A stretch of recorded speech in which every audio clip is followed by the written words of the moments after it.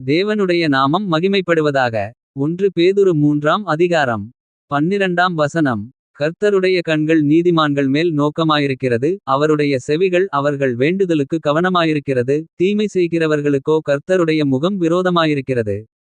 கர்த்தருக்குள் பிரியமானவர்களே, தேவன் நம்மை காண்கிறார் காக்கிறார். நம்மோடு கூட இருந்து நம்மை வழி நடத்துகிறார். நம்முடைய வாழ்வில் நாம் பரிசுத்தமாக இருந்து தேவனை முழுமையாக விசுவாசித்து அவரை நம்பி நாம் காரியங்களை செய்யும் பொழுது தேவன் நமக்கு உறுதுணையாக இருந்து நம்மை தாங்கி வழி நடத்துகிறார். வசனம் சொல்லுகிறதே, நீதிமான்களின் மேல் அவருடைய கண்கள் நோக்கமாக இருக்கிறது. அவருடைய செவிகள் என்றென்றும் நீதிமான்களின் விண்ணப்பங்களுக்கு செவி சாய்த்து மறு உத்தரவு அருளுகிறது. கிறிஸ்துவுக்குள் அன்பானவர்களே, நாம் நீதிமானாய் காணப்படத்தக்கதாக தேவன் தம்முடைய ஒரே பெயரான குமாரனாகிய இயேசு கிறிஸ்துவை நமக்காக தந்து நம்மை பரிசுத்தப்படுத்தி நம்மை நீதிமானாக மாற்றினார்.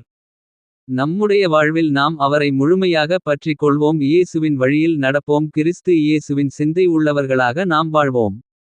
நம்முடைய பாவங்களை அவர் கழுவினார். நம்முடைய சாபங்களை நீக்கினார். நாம் நீதிமான்கள் ஆக்கப்பட்டோம். நாம் துன்மார்க்கராக இருந்தோம் என்றால் தேவனுடைய முகம் நமக்கு மறைக்கப்பட்டு இருக்குமே. தேவன் நம்மீது வைத்த அன்பினாலே தம் குமாரனாகிய இயேசு கிறிஸ்துவின் விலையேற பெற்ற இரத்தத்தினாலே நம்மை கழுவி பரிசுத்தப்படுத்தி நீதிமானாக்கினார்.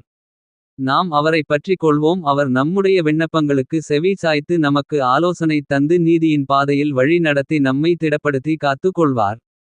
அவரை நாம் விசுவாசிப்போம். குமாரனை அறிக்கையிடுவோம். ஆமென்.